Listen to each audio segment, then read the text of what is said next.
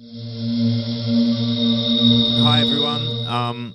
Welcome to our next session, where I'm going to be talking to the legendary artist and producer Brian Eno about his organization that he started called EarthPercent, which is very much caring about the state of our planet and what we can do about it. One of the reasons he is on the screen and not here in person is very much living up to that, and in the sense that he rarely gets on a plane. So I don't know if we can get Brian on the screen now. Brian, welcome. Hello. Hi, Pete. How are you? I'm good. Apart from a little bang on the head, I'm fine. Are you okay now? Yeah, I'm okay. It's all right. I'll survive. But firstly, I just thought it would be nice to thanks very much for doing this. I thought it would be nice to just do a little bit of a brief history of time regards your career, a brief synopsis of your life in music, and just give people a bit of a breakdown, because there's so many areas you touch as an artist, as a musical artist, a visual artist, producer, songwriter. I would call you a guru as well, in your own way. That's very kind of you. Thank you. So that's 50 years you've got to cover. Yeah, and you've got like 5 minutes. So. Oh, you want me to do it? You want me to do it? It'd be nice, yeah, just to talk through your journey. Okay. Okay, well, I started out, as many musicians did, as an art student. It was particularly a prevalent thing in the 60s, where you went to art school in order to become a musician, really. And it was interesting because you didn't go to music school in order to become a musician. No interesting people came out of music schools, really. But I went to art school and joined a band, Roxy Music, which was very successful quite quickly. I left that band, started working more on my own work and working with other people. So this was now in the early mid-70s, where I was started working with Bowie and with Talking Heads and Devo and various other bands in a sort of semi-producer, semi-co-writer way, if you like. It's a kind of interesting job, producer, because it kind of means whatever anyone wants it to mean. And then during that time, I was also still carrying on with my visual art that I'd been doing at art school. And in fact, I have done ever since, and I now have a sort of separate life as a visual artist. And I've been making installations for many, many years. I've made something close to 300, I guess, now, all over the planet. And speaking of the planet, it was about 20 years ago, I guess, that I started thinking something's going wrong. Something's going wrong with the planet. And the something that's going wrong really is us. We're sort of behaving in a pretty irresponsible way. And I started to think about the idea that we needed to reform our behavior. But at the same time, having always been quite involved in politics and in theories of politics and economics, I started to notice that the kinds of reforms we had to make to save the planet were actually exactly the kind of reforms I thought we should be making anyway, to make it a better place for humans to live on.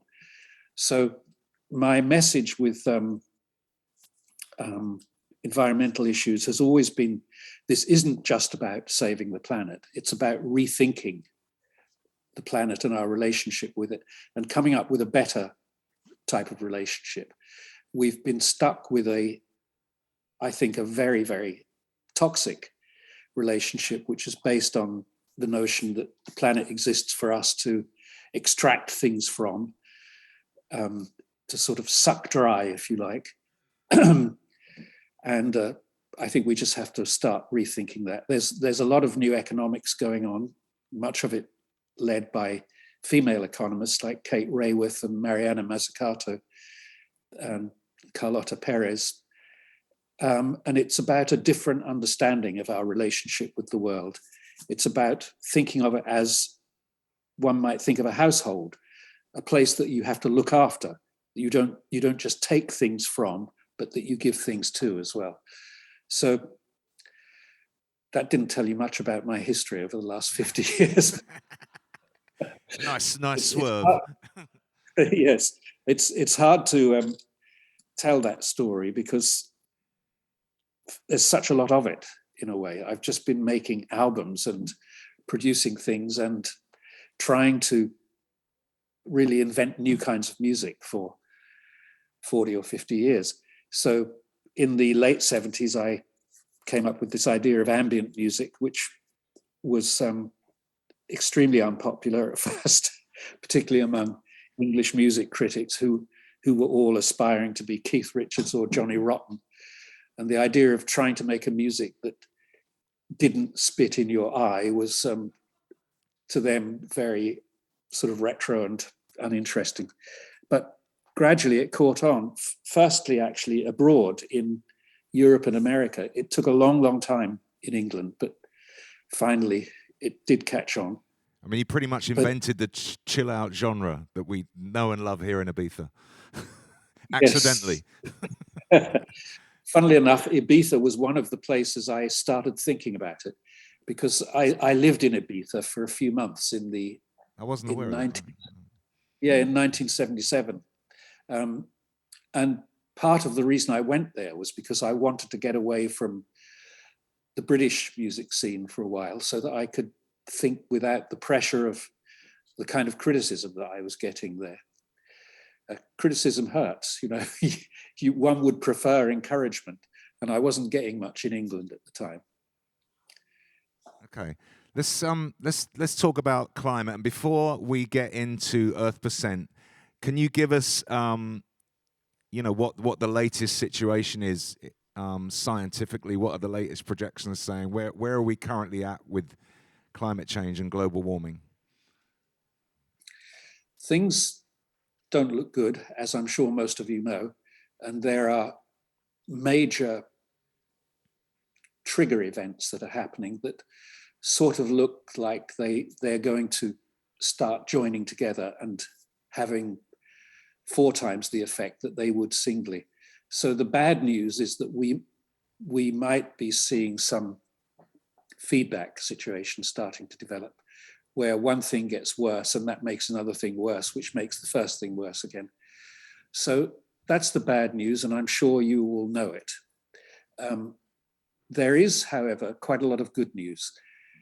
And I'd rather talk about that for the moment, because I think that's the story that doesn't get told. You know, the newspapers run on the principle of if it bleeds, it leads. And their reporting about environmental things is exactly like that. The bad news is what makes you buy papers. But the good news is that, first of all, that millions, even billions of people are now working on this issue. It's no exaggeration to say that this is the biggest movement in human history, the attempt to address the biggest problem in human history.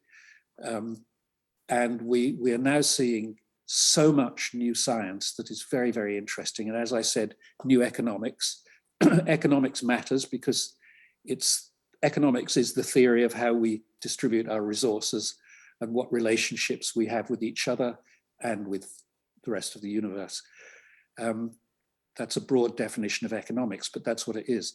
Well, economic thinking has been dominated for 40 years by a really, really paralyzing theory called Friedmanism, or neoliberalism, or late capitalism, whatever you want to call it. But essentially, the theory is that everything in the universe exists to allow humans to be rich. That's basically what it comes down to. It's that simple and it's that ludicrous. When you state it as simply as that, you can see how that doesn't really stack up as an idea. So what's happened recently is that people have started rethinking not only that relationship, the relationship we have with the planet, but the relationships we have with each other. For instance, how do we regard indigenous peoples? that's turning out to be a very important question, because it turns out that indigenous peoples are the ones who understand the environment in a way that we don't. They don't have this history of extraction, of just taking and then dumping the waste products back out into the environment. That is not something that indigenous people generally do, just as you wouldn't do that in your apartment. Well, some of you would perhaps, but most of us don't do that in our apartments. So the relationship, all relationships are being rethought at the moment. That's where we are, I think, in history. We're saying, all of us, do you know what? We got it wrong. We got caught up in the sort of flurry, the frenzy of manufacture. Wow, we can make anything. We can sell anything. Suddenly the 20th century became this kind of massive engine for producing things. And, you know, in some ways that was great. We all benefited from being liberated by having washing machines and so on.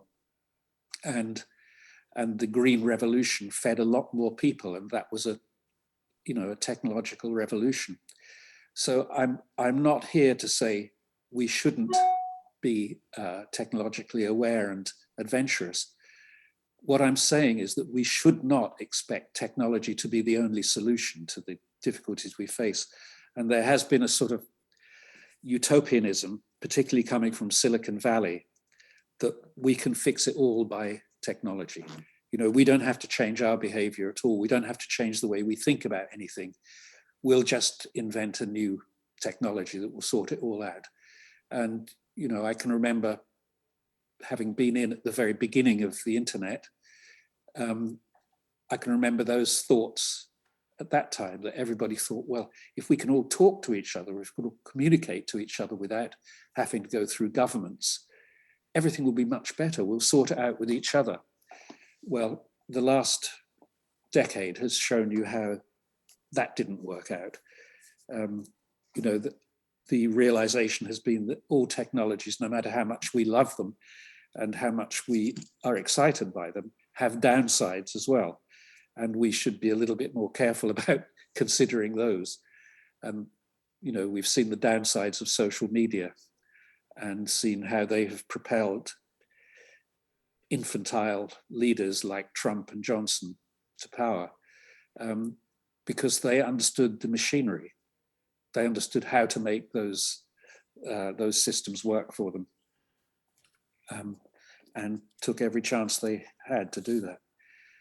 But back to the environmental issue, as I keep stressing, this is not really just about fixing the damage. It's about reinventing how we approach the world and trying to make a world that is more inclusive, that doesn't say all those people who aren't white Western males don't really count in the argument. They don't have, I know I'm a white Western male, but I'm speaking, I hope, on behalf of a lot of other people if I say that we have to start thinking about the world from other perspectives as well. Okay, so let's get on to EarthPercent. There are many climate charities. There are, why EarthPercent? Why now? What's its purpose? If it isn't an obvious question, but just tell us how it came together and what you're aiming to achieve with it. So, did you know that only 3% of all philanthropic giving is for environmental causes? No.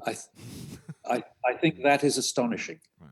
And that's globally true. That's not just in this country. It's globally the case that of all money being given to all sorts of causes, all the things that people give money for, only 3% of it goes to environmental causes.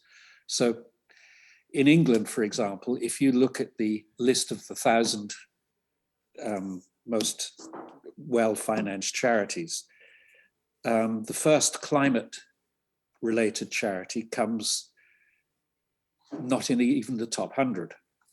For instance, the Royal National Lifeboat Institute is a much more successful charity in terms of what it collects than Greenpeace or Friends of the Earth.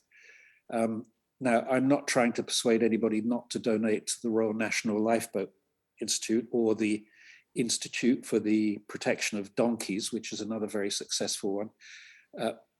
But I am saying that, we're in a sort of crisis here, and it might be good if we started directing our resources towards that crisis. I think this situation arises partly because most charitable giving is actually by older people. So it's quite natural that the environment hasn't been on their screens for so long. They're still, of course, allied to other charities and ways of giving. So anyway, that's to say, myself and a few friends in the music business started thinking, a lot of money goes through the music business. A lot of money. It's a huge, huge business, actually.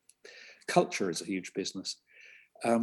What about if we could say to people in the business, look, I'm sure you want to give something to charities that deal with environment, because I think most people do.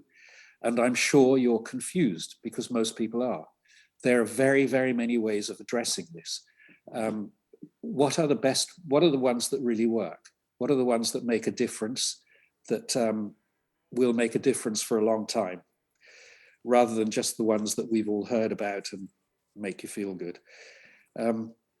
So we started thinking, perhaps there's a way of suggesting to the music business that rather than just giving a donation every so often, which is very welcome, by the way, why not create an organization that collects a sort of tax, if you like, a tithe would be the medieval way of saying it, a small percentage of the money that passes through all of the organizations in the music business. And that's to say bands, artists, tours, agents, lawyers, record companies, streaming companies, all of the different things that are part of the music business. Say to each of them, look, what about giving us 1% of your take? And what we will do as EarthPercent is redirect that to the best organizations that are really making a difference. Now, that second part is quite important because it takes research and it takes expert advice and it takes looking around quite a bit. And it's not something that most people are going to be doing on their own behalf. We have a very good team of advisors, scientific and environmental advisors, and we've really set them the task of saying, we want to address 5 areas to do with climate change. A very important one is climate justice, which is to say, how do we acknowledge and deal with the fact that the people who are going to suffer most from climate change are the ones who had least to do with creating it. That is a really serious problem. And it's a serious problem because it gives rise to a lot of subsidiary problems like mass migration. You cannot expect people whose landscape has been so depleted that they can no longer live from it to do anything other than migrate to other countries. Well, you can see with moronic leaders like Priti Patel, who have no understanding of that kind of thing. You can see where that will lead us. That will lead us to, sending Ukrainians to Rwanda.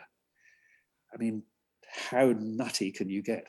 Anyway, that's something that has to be grasped, that the future is very much dependent on what we do now in terms of climate change.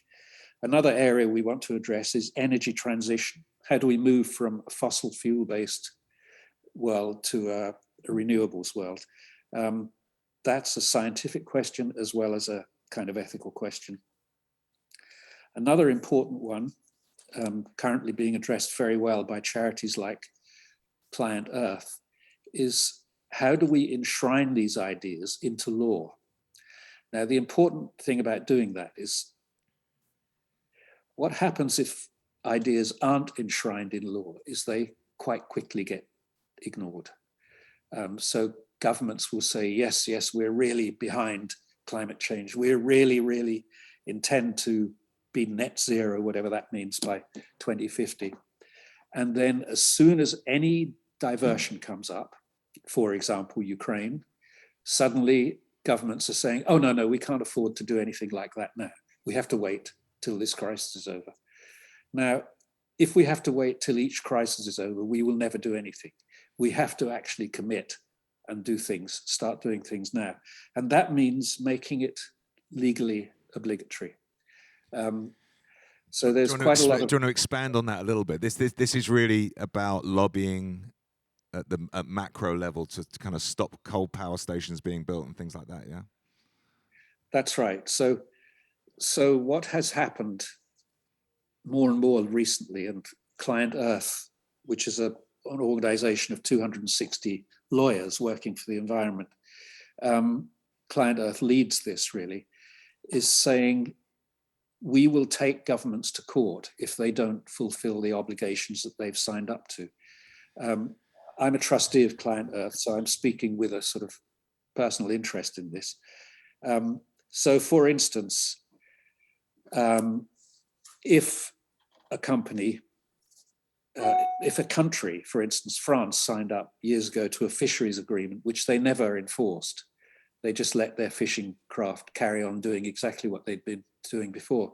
So we took them to the European Court of Justice and we won the case. So France was then fined and obliged to fulfill those obligations. So that's one of the things that law can do. So that's sort of trying to contain a situation. But one of the other things that law can do is to set up a sort of infrastructure that makes things more likely to go in a better direction. One of the other things that Client Earth achieved, very, very clever, two members of Client Earth who worked in the German office bought a small amount of stock in, I think it was Mercedes-Benz.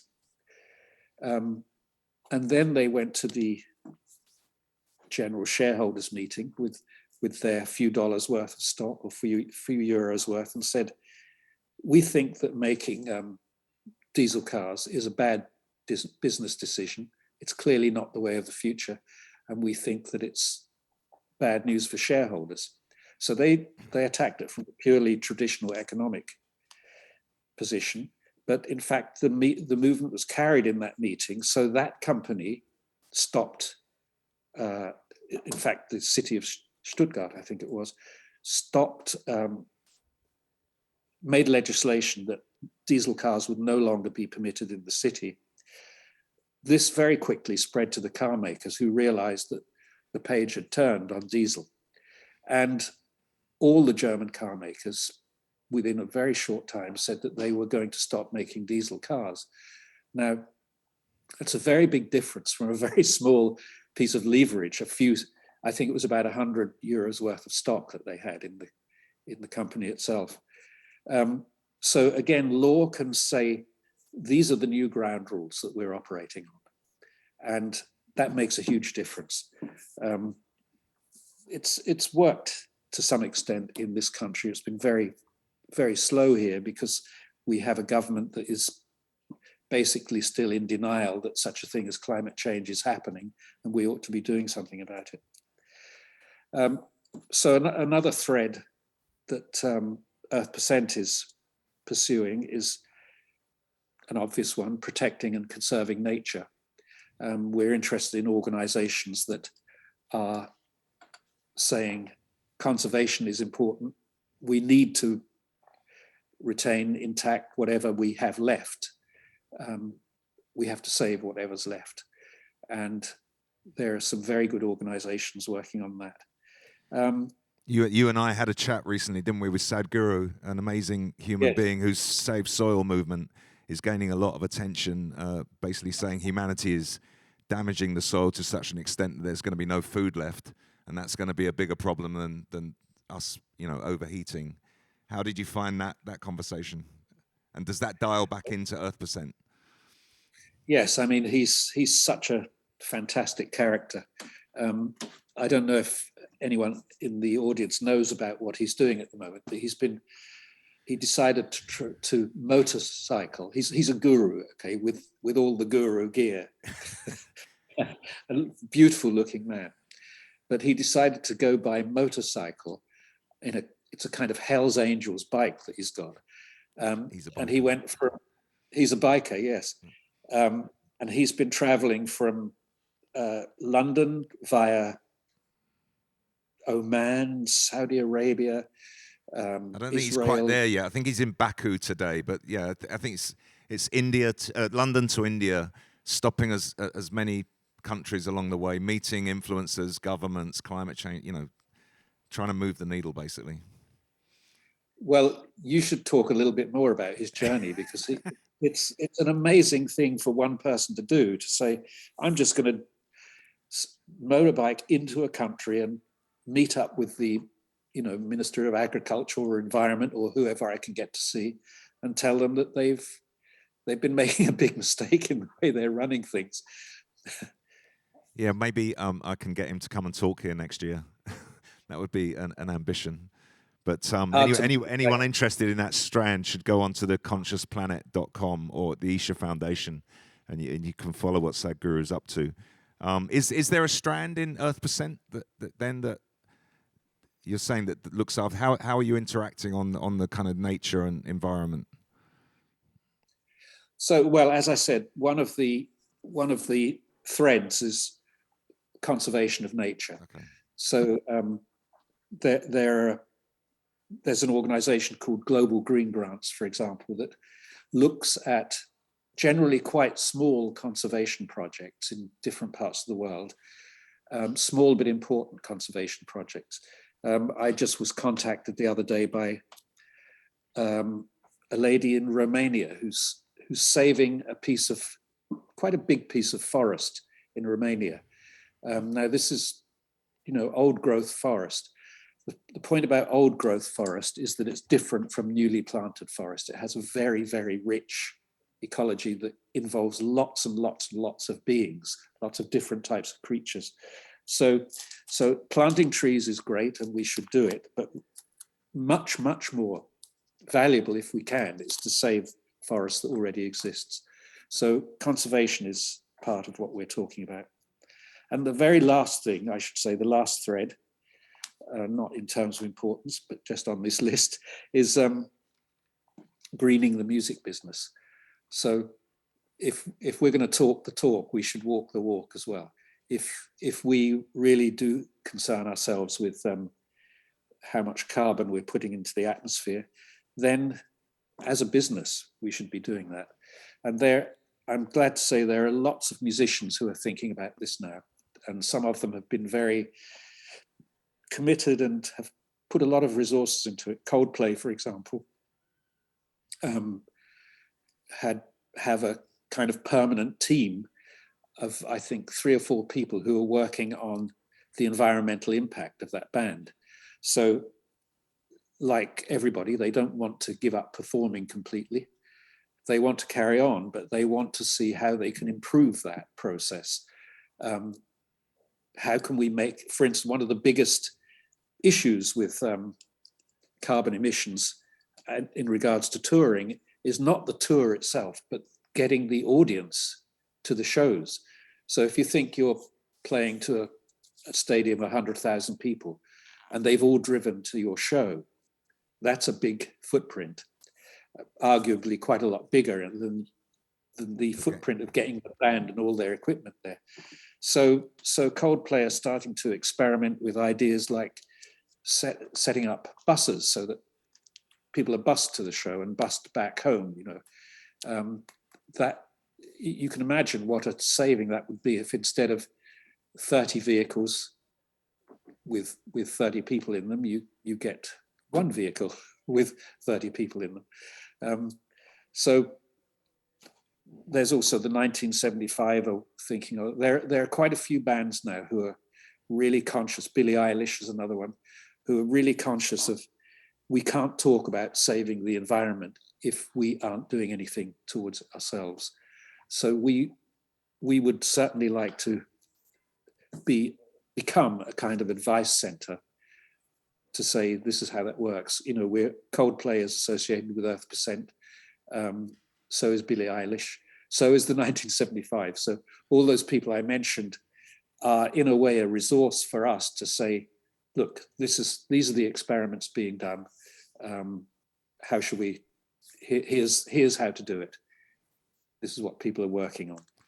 I think obviously one of the main reasons to we tried to do this with you. Obviously the pandemic slowed it down, but to bring you to speak to the dance and electronic community, is there a way of DJs, artists communicating directly with EarthPercent to get that advice or to get into that debate? We'd be very grateful to have any conversations that are suggested. Yes, we have a website, but you can contact us directly. I don't have I should have written out a piece of paper with the. We can do it. EarthPercent. I'll do that now. In fact, Joe, could you do that? Just we're going to do this very quickly. Pretty makeshift. Tell us about. One way I know a lot of electronic artists have got involved with you. It was your activation around Earth Day. Can you just give us a rundown of what happened there? Yeah. Thank you for mentioning that. Yes, thank you very much. So the idea came up, what about if we invite a lot of artists to submit a song or a track or something that hasn't ever been released before to Bandcamp for 2 weeks only. And for those 2 weeks, that will be available to buy. And all of the proceeds go to EarthPercent. And so we now have 123 tracks up on Bandcamp by some really, really, really good people.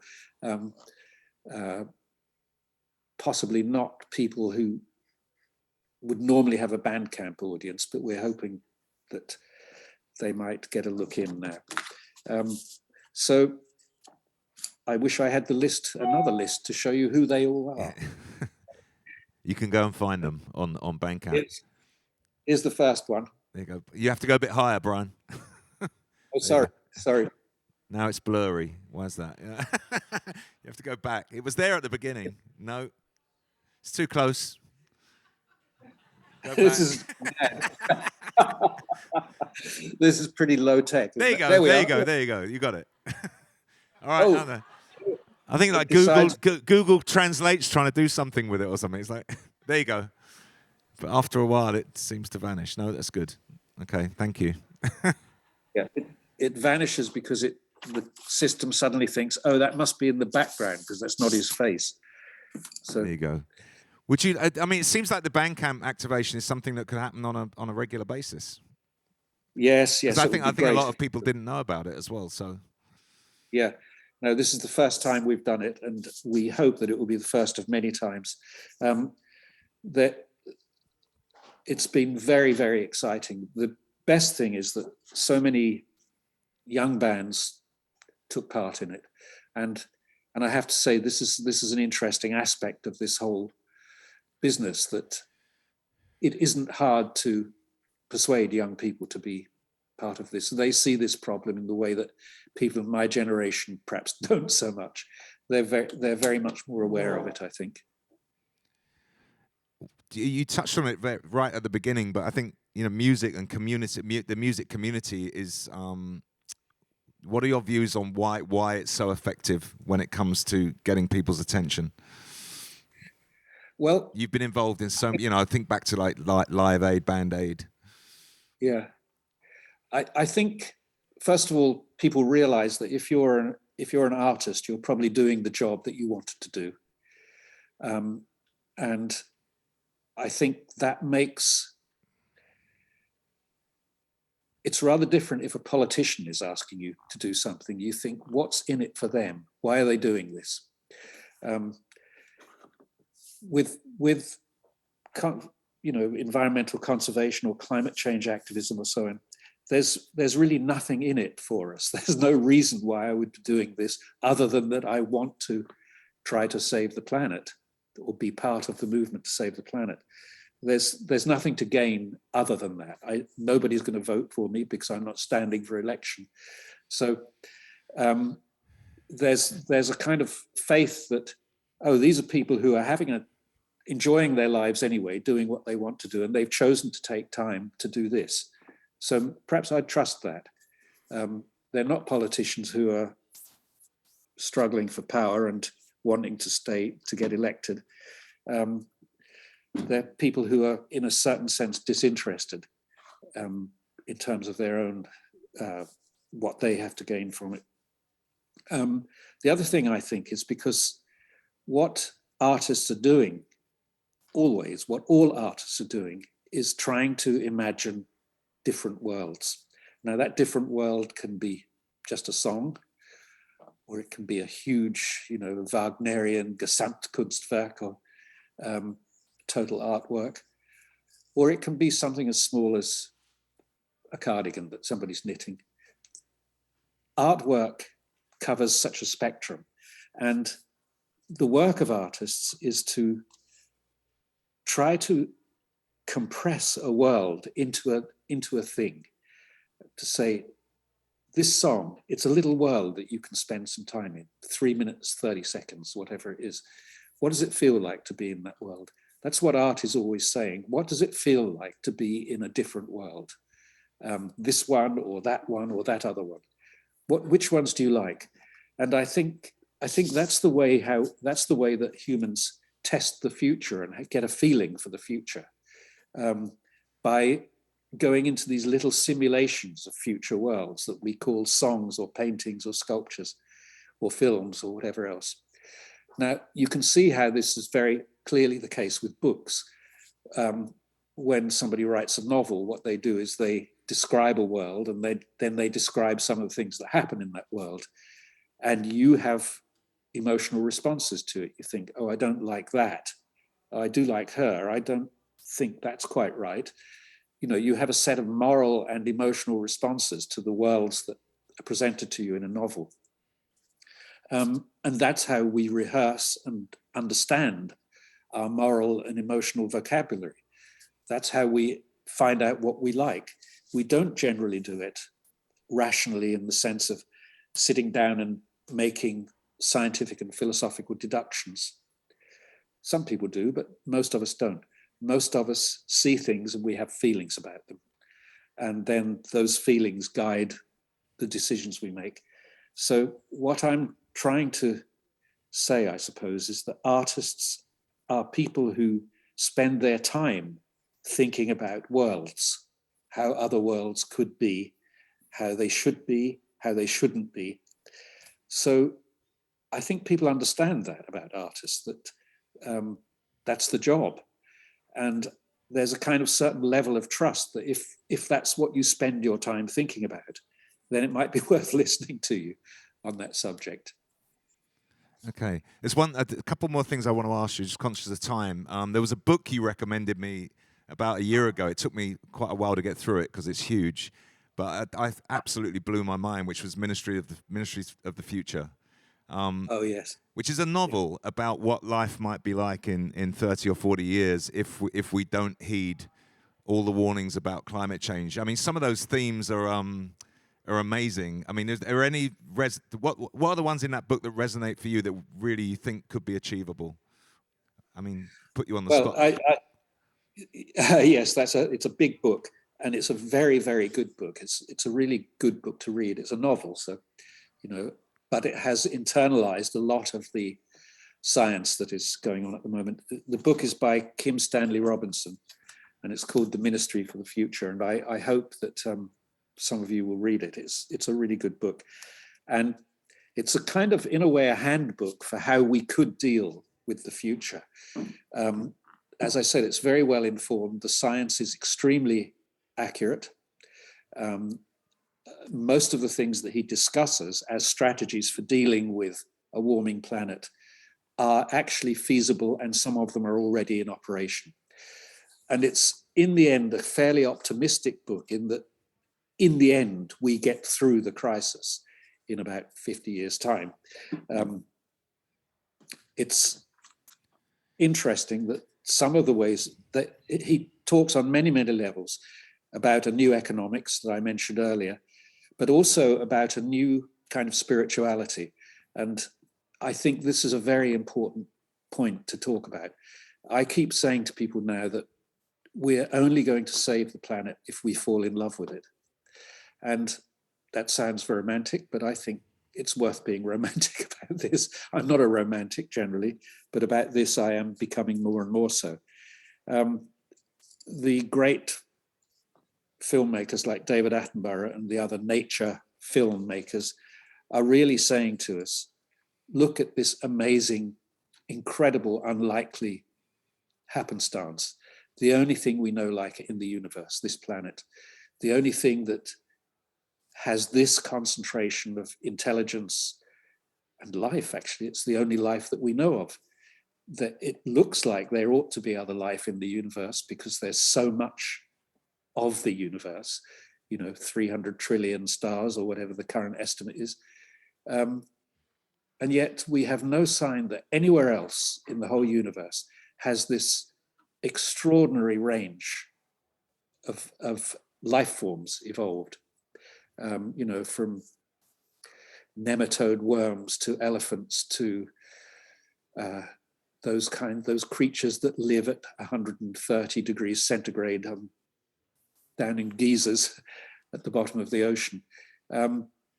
So once you start to look at that, even just looking at one David Attenborough show, you think, this is incredible. How did this ever happen? That's a long question as to how that ever happened, but it did happen, and it's still there. And the regret that we start to feel when we find that bits of it are disappearing. I just got in touch with the National Sound Archive because I wanted to do something with birdsong.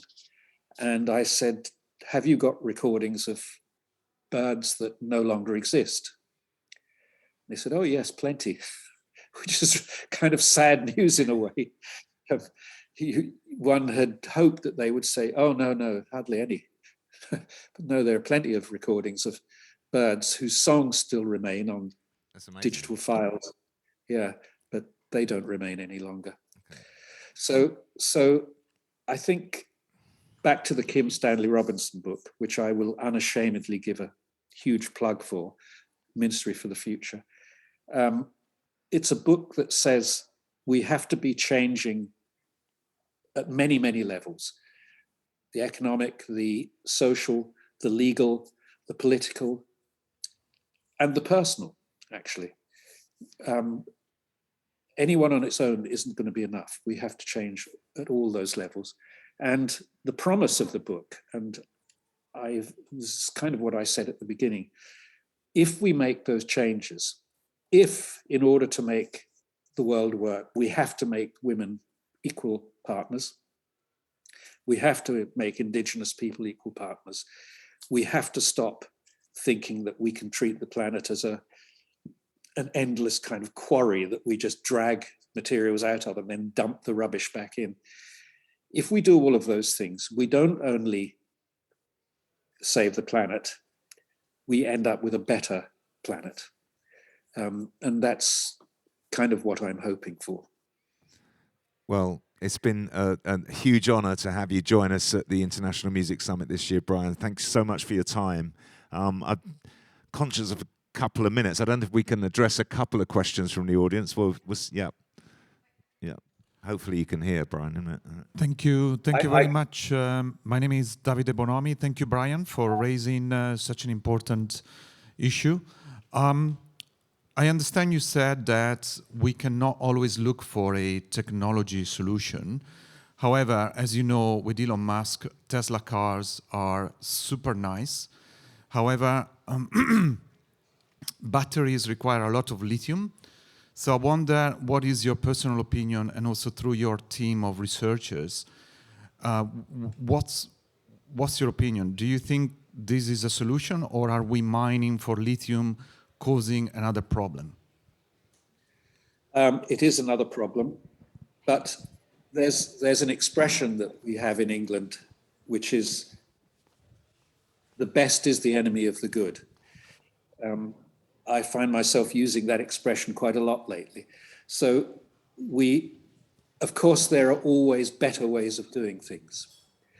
But it's not a good idea to do nothing if you can't do the best. We have to go incrementally. And I think electric cars are incrementally better than fossil fuel cars. I agree with you that you then have the lithium problem, but there are lots of people working on new kinds of batteries. Lithium might not be such a critical element in the future. At the moment it is, and it's concentrated in a few places, but there are other forms of battery being developed. So I think that's what we will do. We got electric cars, but it left us with the lithium problem.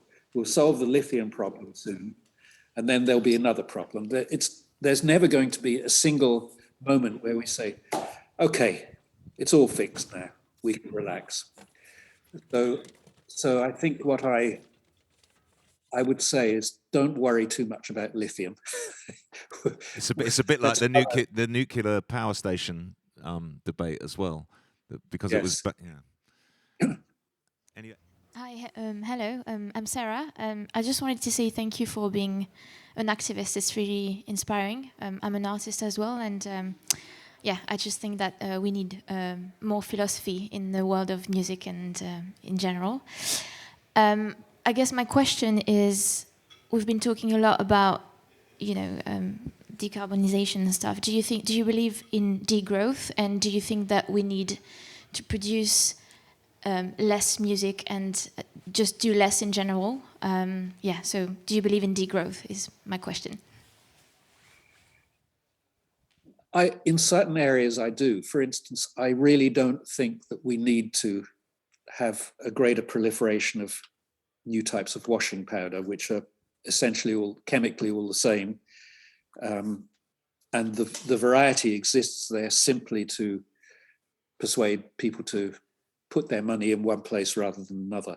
So that kind of degrowth away from the sort of economics of the 20th century, which was that growth was automatically good. I think that we will now start to find that recycling is better than growth. It's obvious. If we can reuse old stuff rather than turning it into rubbish and dragging more resources out of the earth, then of course that's a better choice. So my form of degrowth would be to say, let's reorientate where we take things from and what we use. By the way, Sarah, as you say, as you're an artist, I think this is something that we're seeing more and more, particularly in painting at the moment. People are reusing stuff. So the whole of art history is being redigested in current 21st century painting. It's as though we're not only redigesting materials, but also all the ideas that have been around for the last 2,000 years, visual ideas, in fact, longer than that, because we're looking at cave painting and so on. So I think recycling is a philosophical position. It says a lot of stuff already exists, and I want to look at it again. I want to recharge it, make it valuable again. And growth of value is always welcome. Growth of wealth and money is not always welcome. Growth of extraction isn't always welcome. But growth of value is what's welcome. And one of the things that artists do is that they create value where it didn't exist before. They give value to things. They change the meaning of things. This is a long story, but since you're interested in philosophical questions, I'm sure you'll enjoy it. I'm not going to go into that story now, but that's where I'm thinking at the moment. Okay, Brian, unfortunately that's all we've got time for. Thank you so much from everyone here at the IMS in Ibiza. Thank you. Thank you, IMS.